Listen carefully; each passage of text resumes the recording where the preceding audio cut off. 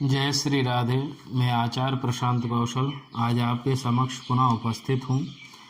इससे पहले हमने लघु पाराशरी के 22वें श्लोक में श्लोक था धर्म कर्माधिनेतारो रंध्र लाभाधिपौ यदि तयोः संबंध मात्रेण न योगम लभते नरः। इससे पहले कुछ अर्थ आपको बता दिया गया था, जो शेष रह गया था उसे आज हम पूर्ण करते हैं।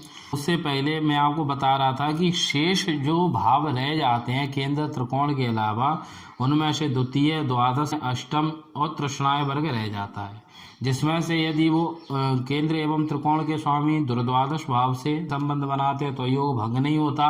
रंध्रेश यानी अष्टमे से संबंध बनाते हैं तो योग भंग हो जाता है। फिर उसके बाद में तृष्णाय का वर्णन चल रहा था। अब हम उस तृष्णाय के वर्णन को पूर्ण करते हैं कि तृष्णाय के स्वामियों से यदि केंद्र एवं त्रिकोण स्थान के स्वामी संबंध बनाते हैं तो किस प्रकार राजयोग को भंग करते हैं। तो इन्होंने बताया है कि तृतीय एवं षष्ठम भाव से संबंध होने पर योग कारक ग्रह का पूर्ण फल नष्ट नहीं होगा, उसमें ह्रास अवश्य होगा, लेकिन अष्टमेश व एकादशेश से संबंध होने पर निश्चय से योग भंग हो जाएगा। यदि केंद्र एवं त्रिकोण के स्वामियों का तृतीय भाव से संबंध बनाते हैं या फिर षष्ठम भाव से संबंध बनाते हैं तो इनका योग फल नष्ट नहीं होगा, केवल उसमें कटौती हो जाएगी, कम हो जाएगा। लेकिन इसी के विपरीत यदि वो अष्टम भाव के स्वामी से संबंध बनाते हैं या फिर एकादश भाव के स्वामी से संबंध बनाते हैं तो निश्चय से योग भंग हो जाएगा। अब आप संबंध समझें कि संबंध किस प्रकार का संबंध, जो पाराशरी में चतुर्विध संबंध बताए हैं उनका भी ग्रहण आपको करना पड़ेगा। इसमें दृष्टि संबंध बना लें, सहावस्थान संबंध बना लें, क्षेत्र संबंध बना लें, और दूसरा संबंध होता है कि इनकी राशि उन भावों में पड़ जाए तो भी योग भंग होगा। लेकिन ऐसा लग्न के स्वामी मंगल के साथ नहीं होता। मेष लग्न में मंगल की अष्टम राशि यानी वृश्चिक राशि अष्टम भाव में पड़ती है, लेकिन वो भंग क्यों नहीं होता, इन्होंने बता दिया गया है पहले। सएव शुभ संधाता लग्नाधीशो विचेत स्वयं, मतलब लग्न का स्वामी तो परम शुभ होता है, परम योग कारक होता है। यदि लग्न के स्वामी की दूसरी राशि अष्टम भाव आदि में भी पड़ती है तो भी योग भंग नहीं होता। और इसी के विपरीत आप समझें कि मकर लग्न में आप देखेंगे कि चतुर्थ भाव के स्वामी एवं एकादश भाव के स्वामी मंगल होते हैं। उस स्थिति में मंगल का अवश्य ही योग भंग होगा उस स्थिति में। इसके बाद में इन्होंने बताया है कि बुध एवं गुरु की राशि यदि केंद्र एवं त्रिकोण स्थान में पड़ के साथ में तृष्णाय वर्ग में या अष्टम वर्ग में नहीं पड़ती, लेकिन ऐसा नहीं है, इनकी राशि पड़ती है। इसका हम भावार्थ ढंग से समझें। इन्होंने कहा है कि बुध एवं गुरु की केंद्र एवं त्रिकोण स्थान में राशि पड़ने के बाद में अष्टम या एकादश भाव में राशि नहीं पड़ती। मिथुन, कन्या, धनु, मीन ये राशियां नहीं पड़ती, लेकिन ऐसा नहीं होता, इनकी राशि त्रिकोण स्थान में पड़ के अष्टम भाव में षष्ठम भाव में पड़ती है। किस प्रकार पड़ती है उसे समझें। जैसे आपने सिंह लग्न की कुंडली देखी, सिंह लग्न की कुंडली में गुरु की एक राशि पंचम भाव में पड़ती है और दूसरी राशि अष्टम भाव में पड़ती है। इसी प्रकार आप देखें कर्क लग्न में, कर्क लग्न में भी गुरु की एक राशि षष्ठम भाव में पड़ती है और दूसरी राशि नवम भाव में पड़ती है। इसी प्रकार बुध की भी पड़ती है। मकर लग्न में बुध की राशि षष्ठम भाव में पड़ती है, उसके बाद में फिर नवम भाव में पड़ती है। कुंभ लग्न में एक राशि पंचम भाव में पड़ती है और दूसरी राशि अष्टम स्थान में पड़ती है। तो राशियां पड़ती हैं, लेकिन इनका जो भावार्थ है वो अलग है।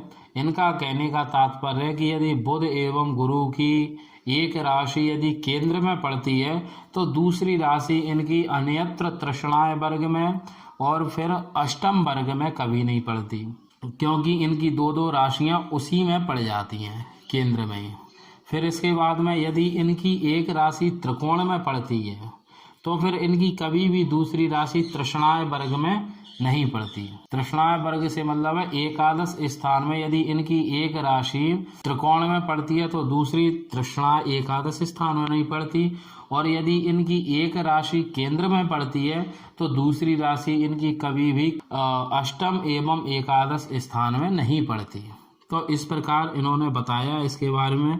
फिर उन्होंने कहा कि शुक्र की यह स्थिति कर्क लग्न में होती है कि वो केंद्र के भी स्वामी होते हैं और लाभ स्थान के भी स्वामी होती है।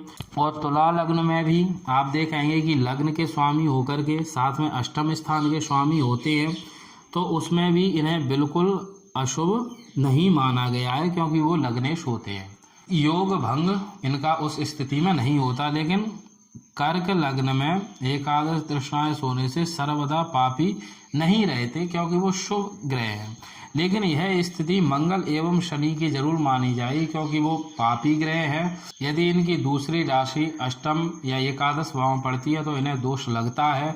और फिर केंद्र एवं त्रिकोण का स्वामी कोई भी हो और यदि वो अष्टमेश एवं एकादश स्थान के स्वामी से संबंध बनाते हैं तो उनके योग भंग अवश्य होता है।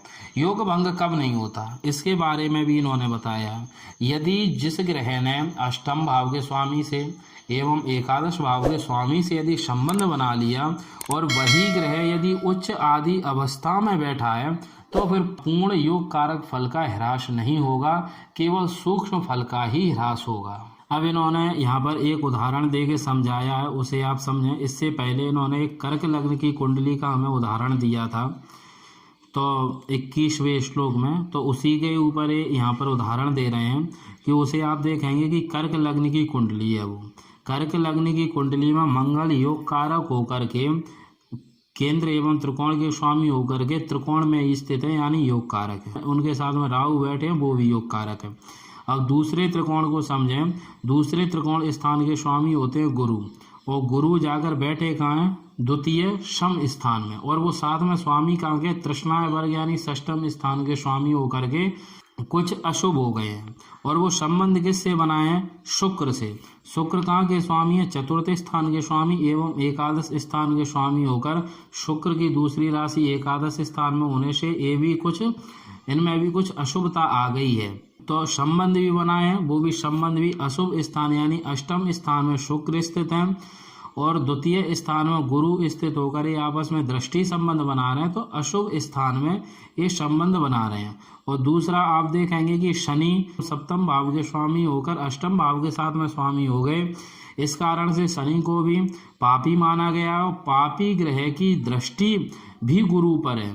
आप देखेंगे कि दशम दृष्टि से गुरु को देख रहे हैं, इस कारण से भी इनके कई प्रकार से शुभ आदि फलों में भी ह्रास आया एवं जो योग बन रहे थे वो भी सही जगह योग ना बनने से योग अवश्य इनके भंग हुए हैं। इस कारण से इन्हें नौकरी आदि भी कोई अच्छी नहीं मिली। फिर उसके बाद में द्वितीय त्रिकोण यानी गुरु का किसी भी प्रकार का मंगल से कोई भी संबंध नहीं बना रहे हैं। अब फिर आगे आप स्थिति देखेंगे योग कारक मंगल और राहु निर्विवाद रूप से योग कारक हैं। क्यों? क्योंकि वो पंचम भाव अपने स्थान। अब वो संबंध किससे बनाए? शनि साथ में अष्टम स्थान के स्वामी होकर एवं केंद्र स्थान के स्वामी होकर पापी हैं और वो सहावस्थान संबंध मंगल से बना रहे हैं, इसलिए इनके प्रभाव को मंगल एवं राहु के प्रभाव को शनि ने आगे दूषित कर दिया है। मंगल एवं राहु यदि अकेले होते तो योग कारक के योग की वृद्धि करते, लेकिन शनि के आ जाने से योग फल में ह्रास आ गया। यदि गुरु के साथ में मंगल का संबंध हो जाता, शुक्र के साथ साथ में यदि मंगल से संबंध बना लेते या फिर लग्न चंद्रमा से संबंध बना लेते तो अवश्य ही योग फल होता, योग फल की वृद्धि होती। लेकिन इस कुंडली में इन्होंने अशुभ स्थानों के स्वामियों से संबंध बनाया है, इस कारण से योग भंग हो गया है। इसी का भुगतान इन्हें भोगना पड़ा। अर्ध सरकारी नौकरी करनी पड़ी, अपने जीवन में कई प्रकार की परेशानियां उठानी पड़ी और संघर्ष इन्हें अधिक करना पड़ा। संघर्ष के अनुसार इन्हें लाभ की प्राप्ति नहीं हुई। तो इस प्रकार जो 22वें श्लोक में बताया गया था योग भंग के बारे में वो मैंने आपके समक्ष रखा। अब जो आने वाला अध्याय है वो मार्गाध्याय है, बड़ा ही महत्वपूर्ण अध्याय है मार्गाध्याय। इसे हम आगामी श्लोकों में समझेंगे, आगामी वीडियो में मार्गाध्याय के बारे में समझेंगे कि मार्गाध्याय किस प्रकार से फल देता। सूक्ष्म बताऊं, द्वितीय एवं सप्तम भाव को मार्ग स्थान कहते हैं। इन्हीं स्थानों के स्वामियों के ऊपर इस अध्याय की रचना हुई है। उन्हें हम आगामी वीडियो में समझेंगे। तो आज के लिए इतना ही। जय श्री राम।